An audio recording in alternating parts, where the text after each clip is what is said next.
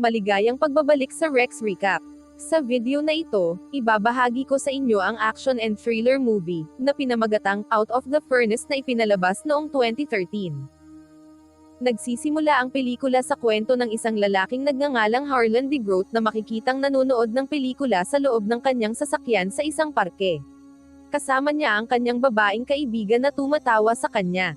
Dahil hindi niya matanggap na pinagtawanan siya ng babae, binangga ni Harlan ang mukha ng babae sa dashboard ng sasakyan. Narinig ang kaguluhan ng isang lalaking nanonood din ng pelikula sa parke. Pinagtanggol ng lalaki ang babae ni Harlan, at nagkaroon ng labanan.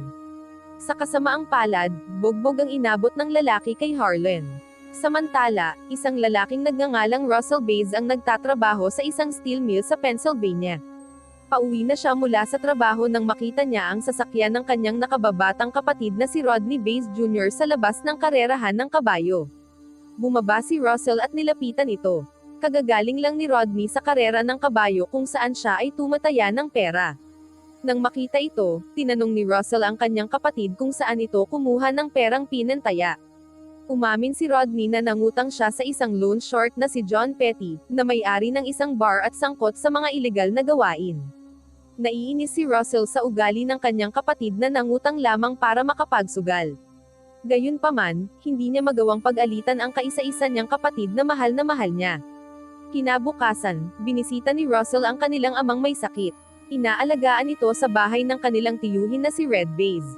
Doon ay muli niyang nakasama si Rodney, na isang sundalo pala at malapit nang ipadala sa Iraq. Pagkatapos bisitahin ng ama, nagtungo si Russell kay John, ang pinagkakautangan ng kanyang kapatid. Bago siya pumasok sa silid ni John, narinig niyang may kausap itong isang bisita na may pagbabantang tono. Ang bisita ay si Harlan. Pumasok si Russell nang hindi nagsasabi, na ikinainis ni Harlan kaya pinagsabihan siya. Pagkatapos nito, ibinigay ni Russell ang kanyang buwanang sahod kay John bilang bayad sa utang ng kanyang kapatid. Nangakong babayaran ang natitira kapag natanggap na niya ang susunod na sweldo. Gayunpaman, hiniling ni Russell kay John na huwag sabihin kay Rodney ang kanyang mga ginawa. Pagkatapos nito, nagpalipas ng oras si Russell sa pag-inom sa bar ni John bago umuwi. Nang gabing iyon, umuwi si Russell at nagmamaneho kahit lasing. Sa oras na iyon, tila walang tao sa mga kalsada. Biglang may lumabas na kotse mula sa ibang daan at humaharang ito. Huli na si Russell para huminto. Hindi na niya naiwasan at nabangga niya ang kotse. Sa kasamaang palad, may isang ina at ang kanyang batang anak sa loob ng kotse na kanyang nabangga. Pagkababa ni Russell mula sa sasakyan at matapos niyang tingnan ang kalagayan ng mga pasahero, siya ay nabigla dahil pareho na itong pumanaw dahil sa kanya. Dahil sa aksidente, nakulong si Russell ng 8 taon. Laging dumadalaw si Rodney sa kanya sa kulungan, ngunit ang kanyang kasintahan na si Lena Taylor ay hindi kailanman nagpakita. Isang araw, sinabi ni Rodney na pupunta siya sa Iraq at maaaring matagal bago sila muling magkita. Lumipas ang mga taon at bumalik si Rodney matapos ang kanyang serbisyo militar sa Iraq. Habang binibisita niya si Russell, ibinalita niya na ang kanilang ama, na matagal nang may sakit, ay pumanaw na kamakailan.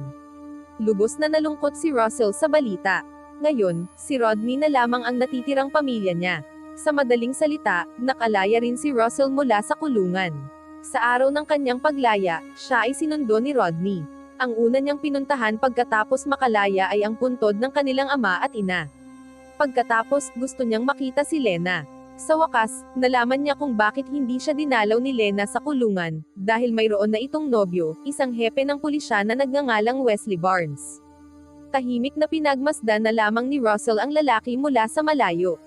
Lumipat ang eksena sa buhay ng magkapatid matapos ang mga pagsubok na pinagdaanan ni Russell. Makalipas ang ilang panahon, nakapasok muli si Russell sa dati niyang trabaho sa isang steel mill sa Pennsylvania, habang si Rodney ay sumali sa isang ilegal na laban. Halatang hirap si Rodney na mapabagsak ang kanyang kalaban. Ilang beses siyang bumagsak sa lupa at malakas na tinamaan. Ngunit nagbago ang lahat nang banggitin ng kanyang kalaban ang pangalan ng kanyang ina.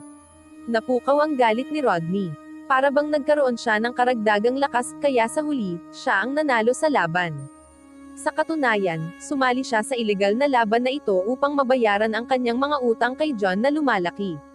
Nang makita ni John na nanalo si Rodney sa laban, nainis siya dahil pumuste siya sa pagkatalo ni Rodney, kaya siya ngayon ay talo. Pagkatapos, pinayuhan ni John si Rodney, na sa tingin niya ay hindi angkop bilang isang manlalaban dahil hindi nito makontrol ang kanyang emosyon. Pinayuhan niya si Rodney na sundan na lamang ang landas ng kanyang kapatid at magtrabaho sa pabrika ng metal. Si Rodney, na may pasa sa mukha at medyo nahihilo, ay hindi nakinig sa payo ni John. Samantala, si Russell na nasa bahay lamang at naghihintay kay Rodney na umuwi ay nagulat nang makita ang kalagayan nito. Gayunpaman, hindi siya nag-usi sa patungkol sa insidenteng ikinasugat ni Rodney. Dumiretso si Rodney sa kanyang kwarto at tila ayaw makipag-usap. Kinabukasan, habang nagliligpit ng tira-tirang almusal, nakita ni Russell ang mga benda ng kamay sa basurahan. Agad niyang kinausap si Rodney at pinayuhan itong tigilan na ang pagiging manlalaban. Inanyayahan niya itong sumama sa kanya upang magtrabaho sa pabrika ng metal. Maaring hindi kasing laki ang kinikita kumpara sa pagiging manlalaban pero kahit papaano ay mabubuhay pa rin siya ng maayos. Nang marinig ang payo ni Russell, nagalit si Rodney. Sinabi niyang wala na siyang pakialam sa buhay. Ipinakita niya ang mga peklat na nakuha niya habang nagseserbisyo sa Iraq, at sinabi niyang ang paglingkod sa bayan ay nagdulot lamang sa kanya ng depresyon, dahil marami siyang nasaksihang biktima ng digmaan na nasawi sa harap ng kanyang mga mata. Bukod pa rito, hindi rin naman siya namuhay ng maginhawa pagkatapos ng lahat. Kinahapunan, pinuntahan ni Rodney si John sa bar nito. Doon, nagmakaawa siya kay John na isali siya sa laban upang mabayaran ang kanyang mga utang. Sa simula, nag-alinlangan si John dahil delikado ang laban at kilalang mandiraya ang mga organizer nito. Ngunit dahil mapilit si Rodney, pumayag rin si John sa huli. Maya-maya, tinawagan ni John si Harlan, ang lalaking nangangasiwa ng mga laban, upang isali si Rodney sa susunod na ilegal na laban. Samantala, nakita si Russell na nakipagkita kay Lena. Nakiusap siya rito na magsama silang muli. Ngunit tinanggihan siya ni Lena, lalo na't buntis siya bunga ng relasyon nila ni Wesley. Habang umiiyak, nagyakapan ang dalawa. Pilit pinapalaya ni Russell si Lena. Pagkatapos makipagkita kay Lena, bumisita siya sa lugar ng aksidente kung saan siya bumangga sa isang sasakyan. Nag-alay siya ng bulaklak bilang pakikiramay sa mga biktima ng aksidente. Kinabukasan, nakipagkita siya sa kanyang tiyuhin na si Red, na nagyaya sa kanya na manghuli ng hayop sa kagubatan. Dahil wala naman siyang ginagawa, sumama siya sa kanyang tiyuhin. Samantala, nakita si Rodney kasama si John na nakipagkita kay Harlan. Minamaliit ni Harlan ang kakayahan ni Rodney sa pakikipaglaban dahil sa itsura at pangangatawan nitong hindi tumpak bilang isang manlalaban. Habang naririnig ang mga pangungutya ni Harlan, nagalit si Rodney at hinamon siya para patunayan na makakaya niyang sumali sa isang ilegal na laban. Sa kabutihang palad, naresolba ni John ang alitan. Makalipas ang ilang sandali, isinama ni John si Rodney palabas at kinausap siya. Hiniling niya kay Rodney na magpatalo sa susunod na laban dahil iyon ang napagkasunduan nila ni Harlan. Nanahimik si Rodney dahil galit pa rin siya kay Harlan. Hindi pa siya sigurado kung susuko siya. Ilang sandali pa, nagsimula nang lumaban si Rodney. Ang matinding galit niya ang naging dahilan para malakas siyang umatake at bugbugin ang kalaban. Nang makita ito ni John, mahigpit niyang sinabihan si Rodney na sumuko. Sumunod naman si Rodney sa kagustuhan ni John. Hindi na siya lumaban nang siya ay atakihin. Ngunit labis siyang binugbog ng kalaban, kaya napilitang pumasok si John sa arena upang iligtas si Rodney. Pagkatapos ng laban, nilapitan ni Harlan si John at sinabing tapos na ang kanilang usapan dahil nanalo siya sa postahan sa laban ni Rodney. Umuwi na sila pagkatapos. Nakahinga ng maluwag si John dahil akala niya'y wala na siyang problema kay Harlan. Sa kasamaang palad, nagkamali siya. Sa daan, hinarang ng mga tauhan ni Harlan ang kanilang sasakyan. Lumapit si Harlan sa kotse ni John, na huminto sa dulo ng tulay. Nang makita ni John si Harlan, aksidenteng nahulog ang cellphone niya sa ilalim ng upuan at tumawag ito sa voicemail ng kanyang bartender. Sa pamamagitan ng bintana ng kotse, inilapit ni Harlan ang kanyang mukha kay John at sinabing hindi pa nagtapos ang kanilang kasunduan. Pagkatapos ay binaril niya si John at namatay. Iniutos ni Harlan sa kanyang mga tauhan na kaladkarin si Rodney at dalhin ito sa isang bodega. Kinagabihan, pagbalik ni Russell mula sa pangangaso, pumasok siya sa kwarto ni Rodney. Nakita niya ang isang sulat. Sa sulat, humingi ng tawad si Rodney kay Russell dahil hindi niya sinunod ang payo nitong huwag nang lumaban. Nangako siyang iyon na ang kanyang huling laban. Pagkatapos nito, magtatrabaho na raw siya sa pabrika ng bakal. Habang nangyayari ito, pinapahirapan si Rodney ng mga tauhan ni Harlan. Nang pumasok si Harlan sa silid, pinatingin niya kay Rodney ang kanyang mukha. Pero tinawag ni Rodney na duwag si Harlan, na labis na nagpagalit kay Harlan. Binaril agad ni Harlan si Rodney. Pagkatapos mamatay si Rodney, inutusan ni Harlan ang kanyang mga tauhan na ilibing ang katawan nito sa gitna ng gubat. Kinabukasan, dumating si Wesley sa bahay ni Russell. Sa una, akala ni Russell ay dumalaw siya dahil sa nakaraan nilang ugnayan ni Lena. Gayunman, mali ang kanyang hula dahil dumating siya upang ipaalam ang pagkamatay ni John sa gubat. Kalaunan, sa presinto, ipinakita niya kay Russell ang isang voice recording mula kay John bago siya namatay. Lumabas na ang mga huling segundo bago mamatay si John ay aksidenteng naitala sa voicemail ng kanyang bartender. Gayunpaman, nahirapan ang pulisya na hanapin si Rodney, na kasama ni John noong siya'y namatay. Kahit na inimbestigahan ng pulisya ang mga tao sa lugar ng gulo, lahat sila'y tahimik. Nang marinig ito, labis na nalungkot si Russell. Inakusahan pa niya si Wesley at ang pulisya ng kapabayaan sa paghawak ng kaso ng pagkawala ni Rodney. Makalipas ang ilang panahon, pumunta si Russell at ang kanyang tiyuhin sa opisina ni John upang maghanap ng impormasyon tungkol sa address ni Harlan. Sinabi ng bartender na nasa opisina ni John na hindi niya alam ang address ni Harlan pero alam niya kung saan nagaganap ang laban. Sa kanyang pagsisiyasat, natuklasan ni Russell na may malaking utang si John kay Harlan, na babayaran sa pamamagitan ng kasunduan sa laban. Agad na nagtungo si Russell at ang kanyang tiyuhin sa lugar ng laban. Sa kasamaang palad, wala silang nadatnang tao roon. Kinagabihan, bumisita si Russell sa isang paradahan at nagkunwaring bibili ng droga mula sa mga tauhan ni Harlan. Sa una, ayaw siyang pagsilbihan dahil pinaghinalaan siyang pulis pero kalaunan, dinala rin siya sa punong tanggapan ni Harlan. Gayunpaman, dahil maraming tao roon, hindi niya nakita si Harlan.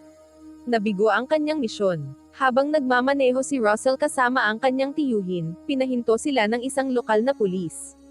Sinabi nila na nakatanggap sila ng utos mula kay Wesley na paalisin si Russell sa lugar sa lalong madaling panahon.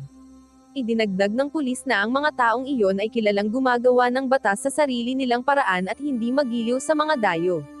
Sinabi rin ng pulis na sasamahan sila palabas ng lugar. Kung susuway sila, hindi sila magdadalawang isip na hulihin si Russell. Napilitan sina Russell at ang kanyang tiyuhin na sumunod sa utos ng pulis at umuwi. Ilang araw ang lumipas, naghihintay si Wesley sa labas ng pabrika pagkatapos ng trabaho ni Russell. Doon, sinabi niyang natagpuan na ng pulisya ang bangkay ni Rodney na inilibing sa gubat. Nang marinig ito, pinilit ni Russell na maging matatag. Pagsapit ng gabi, bumisita sina Wesley at Lena sa bahay ni Russell upang magpaabot ng pakikiramay. Pinayuhan ni Lena si Russell na huwag siyang mag-imbestiga mag-isa tungkol sa pagkamatay ni Rodney at iwanan na ang kaso sa mga pulis. Ilang buwan ang lumipas. Sinubukan ni Russell na mamuhay ng normal. Bagamat nalaman niyang ni-raid na ng pulis ang bahay ni Harlan, hindi pa rin alam kung nasaan si Harlan. Matapos maghintay ng ilang buwan ng walang resulta, sa wakas ay nagpasya si Russell na kunin ang bagay sa kanyang sariling kamay. Pumasok siya sa opisina ni John upang maghanap ng impormasyon tungkol kay Harlan. Doon, nakuha niya ang numero ni Harlan at tinawagan siya agad. Inanyayahan niya si Harlan na pumunta sa bar kung saan naroon ang opisina ni John. Sinabi niyang babayaran niya ang natitirang utang ni John. Noong gabing iyon, dumating si Harlan sa bar kasama ang isa sa mga tauhan niya. Nagdala siya ng malaking bag at pumasok sa likurang pinto. Si Russell na matagal nang naghihintay, ay lumapit ng direkta sa pintuan ng bar na may hawak na baril. Sa loob, tinatakot at tinatanong ni Harlan ang bartender tungkol sa taong tumawag sa kanya. Binaril ni Harlan ang walang alam na bartender. Nagawa ni Russell na pabagsakin ang kasama ni Harlan sa ibang kwarto at naghanda ng barilin siya. Ngunit nagpaputok ng baril si Harlan kaya kinailangan ni Russell na magtago. Sa kasamaang palad, nang makatakas si Harlan, hindi gumagana ang kanyang sasakyan dahil sinira na ito ni Russell. Napilitan siyang tumakbo at magtago sa isang walang laman na pabrika. Sinundan siya ni Russell at nag-away sila. Nagawa ni Russell na tamaan si Harlan sa binti, pero nakatayo pa rin ito. Inutusan ni Russell si Harlan na lumakad papunta sa gubat. Sa malayo, dumating si Wesley at pinakiusapan si Russell na itigil na ang kanyang ginagawa. Ngunit hindi pinansin ni Russell ang babala. Nang makita si Harlan na lumalakad palayo, pinutukan siya ni Russell sa likod at napatay. Sa pagtatapos ng pelikula, makikita si Russell sa kanyang bahay. Hindi siya nakulong matapos patayin si Harlan dahil sinuportahan siya ni Wesley at inayos na mapawalang sala si Russell. Mula sa pelikulang ito, matututunan natin na ang pagsusugal ay hindi nagdudulot ng yaman, kundi trahedya na maaaring magbanta sa ating buhay. Hindi nakatulong si Rodney na mabayaran ang kanyang mga utang dahil sa pagsusugal. Minsan, mas mabuti pang magkaroon ng trabahong mababa ang sahod dahil kahit papaano ay nailalayo tayo nito sa gulo kahit hindi tayo yumaman. Wow naman! Doon nagtatapos ang pelikula mga idolo, salamat sa inyong panonood.